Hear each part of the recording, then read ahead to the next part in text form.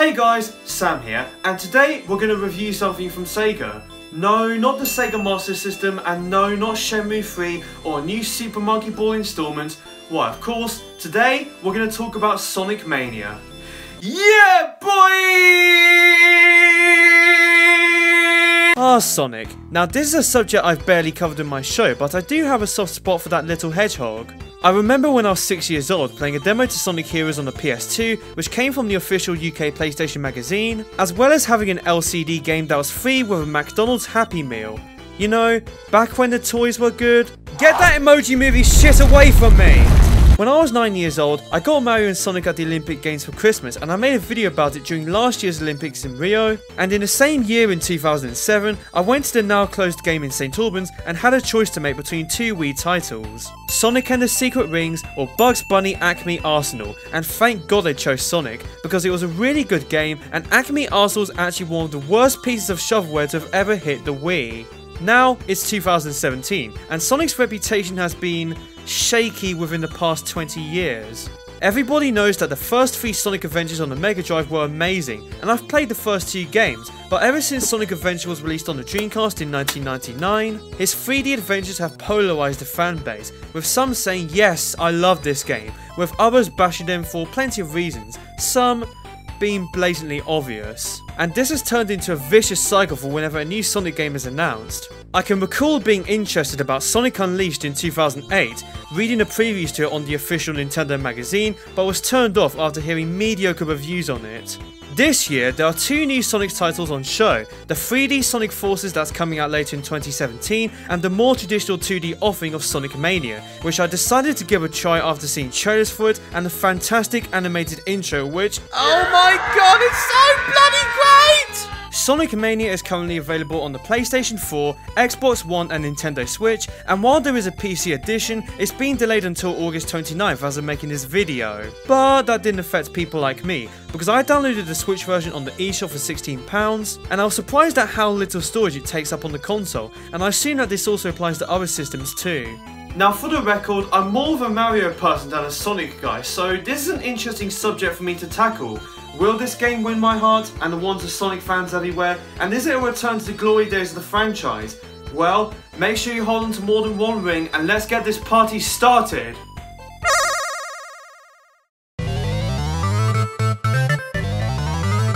First things first is the story. So, what's the story in Balamori? Well, it takes place after the events of Sonic and Knuckles on the Mega Drive, Genesis, call it what you want. Sonic and Tails fly to Angel Island on their plane to search for the Phantom Ruby Gem, but it turns out that they were beaten to the race by Dr. Eggman's hard-boiled heavies, who used the Ruby's energy to send Sonic, Tails and Knuckles back in time to Green Hill Zone, where the first game took place.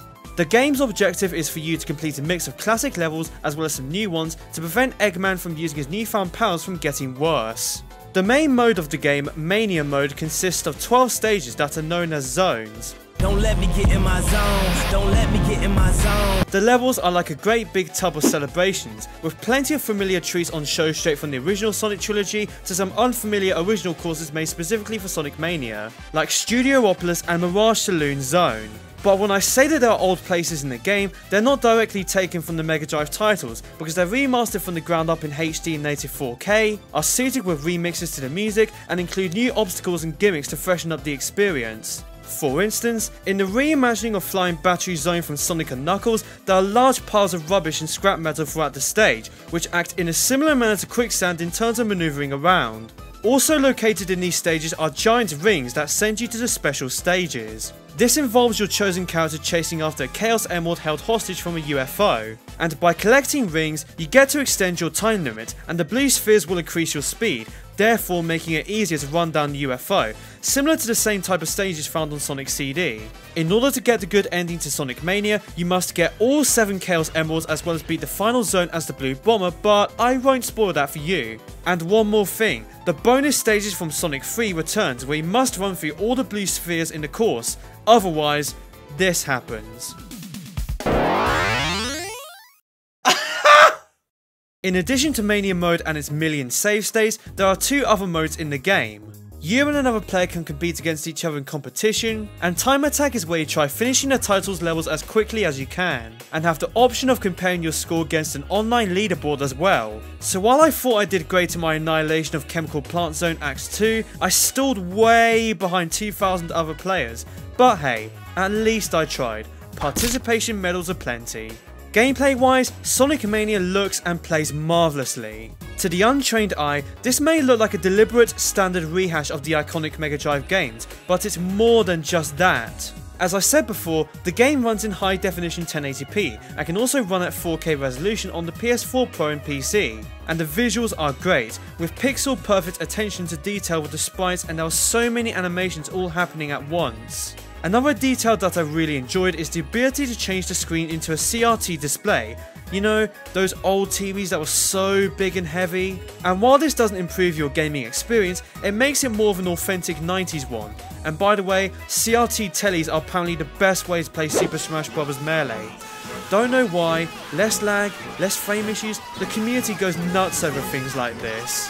The three main characters have their own distinct abilities. Sonic can perform the drop dash, a brand new feature in the game, Tails can fly and swim without drowning, like a pussy, and Knuckles can glide and climb up walls with ease.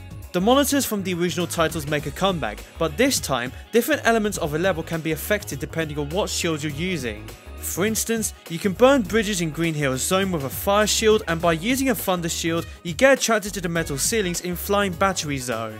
As for the controls, they're all fine, and I played in my Switch copy with both the Joy-Cons and a Pro Controller without any problems. And speaking of controllers that work on the Switch, you can purchase an SFC30 gamepad from 8BitDo that is modelled after the original Super Nintendo controller, so you can pretend it's 1992 and you're playing the brand new 16-bit Sonic game, but using the joypad from the Mega Drive's biggest rival.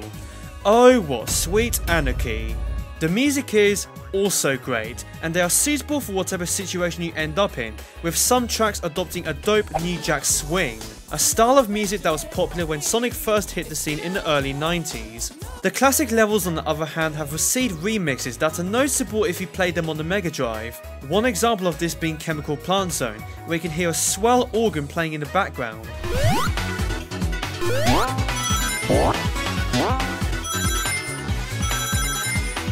Furthermore, if you enjoy what you hear in the game, then guess what? You can buy the Sonic Mania soundtrack on vinyl, which is amazing if you're into your vinyl records like myself, but it can be a pretty expensive hobby. Proceed with caution. In conclusion, Sonic Mania is a delightful experience, and I can't recommend it enough for you all. This is not coming from someone who grew up with a Sega Mega Drive. No, this is coming from someone who played Grand Theft Auto Vice City when he was 4 years old, briefly, and completed Super Mario Galaxy when he was 9, and this game was much better than what I was initially expecting.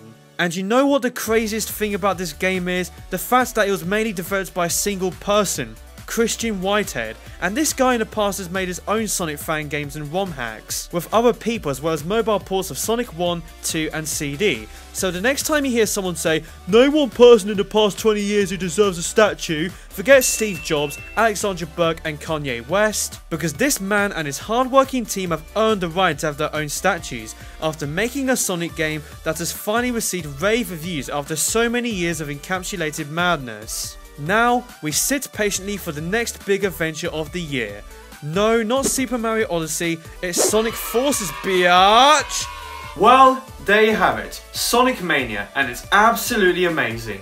If you enjoyed this review, go give it a like and subscribe to my channel for more content, but if you disagree with my views, then go post a nasty comment saying how bad my teeth are.